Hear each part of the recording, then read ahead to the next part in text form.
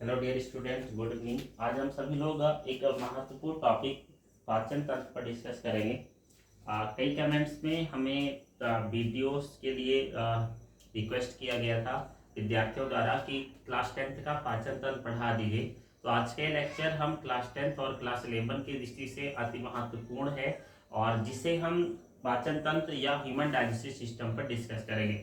सबसे पहले हम ये जान लेते हैं कि जो आज हमारी टॉपिक है ये मानव पाचन तंत्र है। मानव पाचन तंत्र पर हम डिस्कस करेंगे और पाचन तंत्र वास्तव में होता क्या है।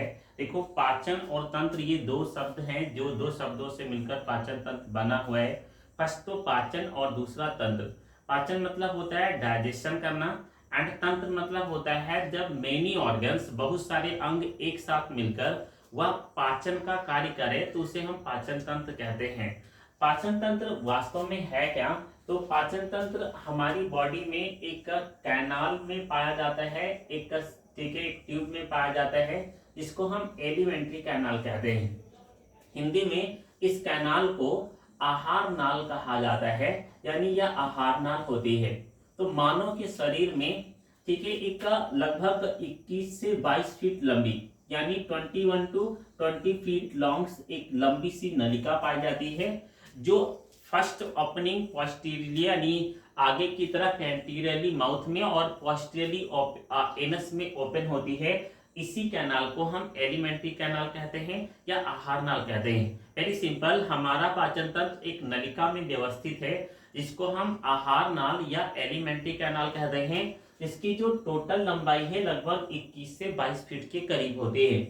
दूसरी इंपॉर्टेंट बात, जो हमारी आहार नाल है ये एक मस्कुलर ऑर्गन होती है, यानी यह मसल्स की बनी होती है और इस मस्कुलर ऑर्गन को यानी पेशीय अंग होने के कारण इसमें जो मसल्स पाई जाती है वह एक ऐसी मसल्स होती है एलिमेंट्री कैनाल की जो हमारे इच्छा अनुसार मूव नहीं कर सकती और ऐसी पेशी को हम अनैच्छिक पेशी कहते हैं, जिसको हम हिंदी में अनैच्छिक पेशी या फिर हम इसे इंग्लिश में इनवॉलेंट्री मसल कहते हैं।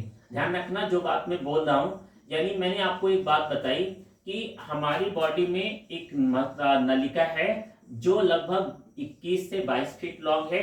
ये हमारे माउथ से एनस तक फैली हुई है। इस नलिका को बायोलॉजी के अनुसार आहार नाल कहा गया है और वह नलिका एक पेशी की बनी है। हमारी बॉडी में पेशियां दो प्रकार की हैं, एक को हम ऐच्छिक पेशी, दूसरे को अनैच्छिक पेशी कहते हैं। जिन पर हमारा नियंत्रण होता है कॉन्ट्रिक्शन में उन्हें हम ऐच्छिक पेशी वॉलेंट्री मसल्स कहते हैं, बट जिन पर हमारा नियंत्रण नहीं होता है उसे अनैच्छिक पेशी या इनवॉलेंट्री मसल्स कहते हैं। तो हमारे आहार नाल की जो पेशी है वो अनैच्छिक पेशी या इनवॉलेंट्री मसल्स होती है, यानी हम अपने आहार नाल को अपने अनुसार संकुचित नहीं करा सकते, कॉन्ट्रैक्ट नहीं करा सकते हैं। इसलिए हमारे आहार नाल में एक विशेष संकुचन भी होता है जिसको हम कर्मा कुंचन गति कहते हैं, जो हम आगे डिस्कस करेंगे। हम आगे बढ़ते हैं। हमारे आहार नाल या एलिमेंट्री कैनाल में कुछ अंश हैं, जैसे कि पहला अंग बक्कल कैविटी होता है जिसको मुख गुहा कहते हैं। इसके अंतर्गत दांत, जीभ और लार ग्रंथियां उपस्थित रहती हैं, यानी मुख के अंदर, मुख गुहा के अंदर माउथ डायरेक्टली कैविटी में ओपन होता है, अभी डायग्राम में देखेंगे, जिसमें दांत, जीभ और लार ग्रंथि होती है। देन बक्कल कैविटी का ट्यूब में ओपन होती है जिसको ग्रसिका या इंग्लिश में ईसोफेगस कहते हैं। ये हमारे पाचन तंत्र या आहार नाल का दूसरा अंग होता है। देन इसके बाद में ग्रसिका एक बड़े से पैक या सैक लाइक थैले जैसी संरचना में ओपन होता है, जो हमारे पाचन तंत्र का तीसरा अंग होता है जिसको अमाशय कहते हैं। और देन अमाशय आगे चलकर एक लंबी सी ट्यूब में ओपन होता है जिसको हम स्मॉल इंटेस्टाइन, छोटी आंत कहते हैं। देन छोटी आंत आगे चलकर एक बड़े से अंग में ट्यूब में ओपन होती है जिसको हम आहार नाल का लास्ट अंग बड़ी आंत कहते हैं। तो हमारे पाचन तंत्र में आहार नली का जो मेन अंग है वो बक्कल कैविटी, मुख गुहा हुआ, दूसरा ईसोफेगस हुआ, तीसरा अमाशय हुआ, चौथा छोटी आंत हुआ और पांचवा बड़ी आंत हुआ। ये केवल 5 मुख्य अंग हमारे आहार नाल के हिस्से होते हैं। ध्यान रखिएगा, मेरी बात को कंसंट्रेट होकर सुनिएगा। जबकि हमारे पाचन तंत्र में आहार नाल के साथ साथ लीवर, पेंक्रियाज, गाल ब्लैडर होता है जो हमारे आहार नाल का हिस्सा नहीं है। यानी ध्यान रखना, हमारे पाचन तंत्र का तो हिस्सा है लीवर, पेंक्रियाज, गाल ब्लैडर, लेकिन आहार नाल का हिस्सा नहीं है।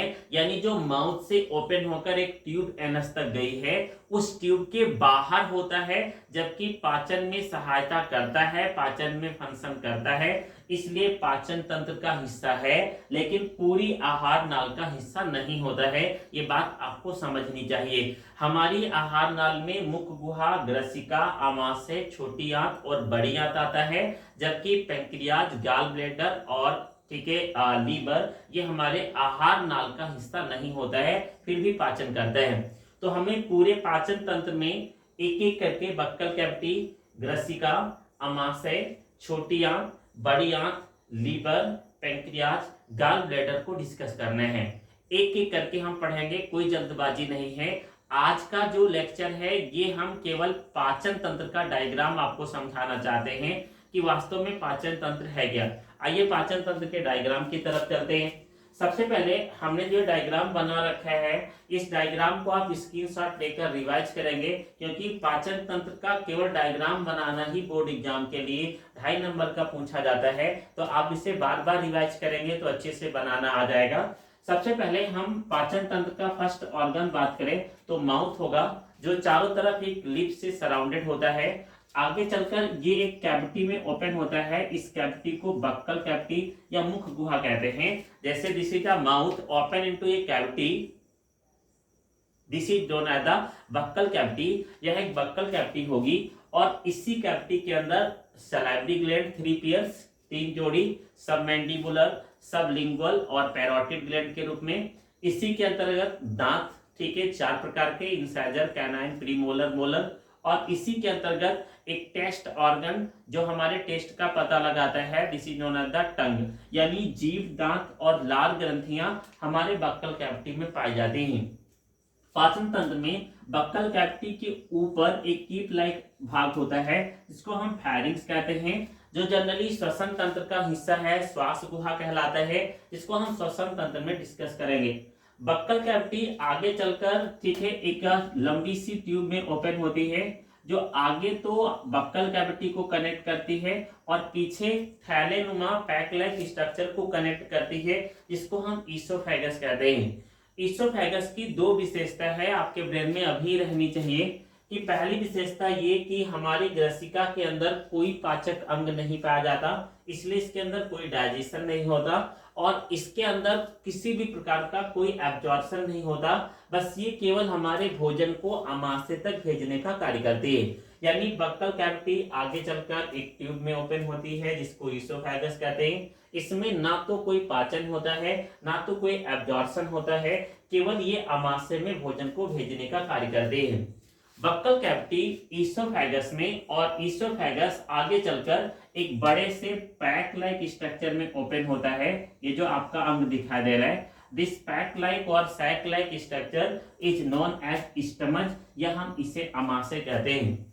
हमारे शरीर में आमाशय का 3 भाग होता है, जिसमें अपर मोस्ट पार्ट को फंडस कहा जाता है, सेकेंड पार्ट को पाइलोरिक स्टमच कहा जाता है इस हिस्से को, और लोअर मोस्ट इस पार्ट को कार्डियक स्टमच कहा जाता है। यानी आमाशय का 3 भाग फंडस, पाइलोरिक और कार्डियक होता है। फंडस क्या करता है, जब हमारे आमाशय के अंदर भोजन को रूगी के द्वारा पीसा जाता है तो यहाँ पर ईयर स्टोर्ड होती है। पाइलोरिक स्टमच में बहुत सारे फिंगर लाइक प्रोजेक्शन होते हैं जो रूगी कहलाते हैं, ये भोजन को पीसने का कार्य करते हैं। जबकि कार्डियक स्टमच में बहुत सारी गैस्ट्रिक ग्लैंड्स पाई जाती हैं जो गैस्ट्रिक जूस बनाती हैं, जिनसे डाइजेस्टिव एंजाइम और एचसीएल जैसा एक प्रबल अम्ल निर्मित होता है। ये हमारा आमाशय है। हम अगर आमाशय का लोकेशन देखें तो हमारी बॉडी में 2 कैविटी हैं, एक ये कैविटी जिसको एब्डोमिनल कैविटी कहते हैं और एक ये कैविटी जिसको हम थोरैसिक कैविटी कहते हैं। आमाशय हमारे पाचन तंत्र में एब्डोमिनल कैविटी में ऊपरी भाग में स्थित होता है और एब्डोमिनल कैविटी के ऊपरी भाग में डायफ्राम होता है जो हमारे बॉडी के 2 कैविटी को बांटता है। उस कैविटी में भी आमाशय हमारे पाचन तंत्र में जनरली, ठीक है, अगर हम सामने की तरफ खड़े हैं तो ये हमारे राइट हैंड साइड में, सॉरी लेफ्ट हैंड साइड में पाया जाता है, जबकि राइट हैंड साइड में लीवर पाया जाता है। ध्यान से सुनेंगे। अमाशय हमारे पाचन तंत्र के उदर गुहा के ऊपरी भाग में लेफ्ट हैंड साइड में स्थित होता है, जो डायफ्राम के द्वारा एक मांसपेशी से जुड़ा होता है। उस मांसपेशी को हम गैस्टर अमेंटम मसल्स कहते हैं, जो हम अमाशय जब पढ़ रहे होंगे तो डायग्रामेटिक डिस्कस करेंगे। देन उसी के जस्ट बगल में हमारे शरीर का एक बड़ा सा अंग और प्रेजेंट होता है, दिस ऑर्गन, जिसे हम लीवर या यकृत कहते हैं। ये हमारे शरीर का सबसे बड़ा आंतरिक अंग और सबसे बड़ा अंतःस्रावी ग्रंथि होता है। इसका वेट लगभग 1.5 से 1.25 किलो के करीब होता है। ये हमारे अपर एब्डोमिनल कैविटी के RHS LHS लिखा हुआ है, RHS में प्रेजेंट होता है और इसका अनेक कार्य है, बट जो मेन फंक्शन हमारी बॉडी में है बाइल जूस का सिक्रीशन करना होता है।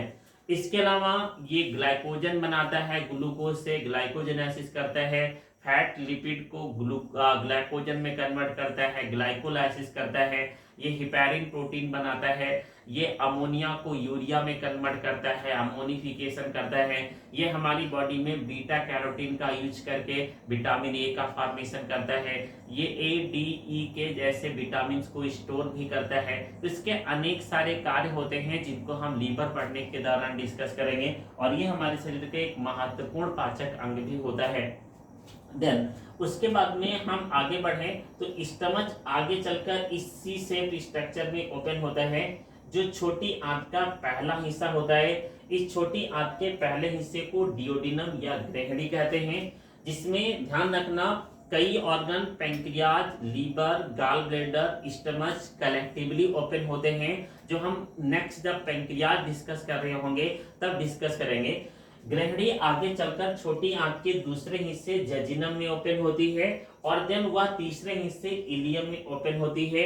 तो छोटी आंत का 3 हिस्सा है, डियोडिनम, जजिनम और इलियम।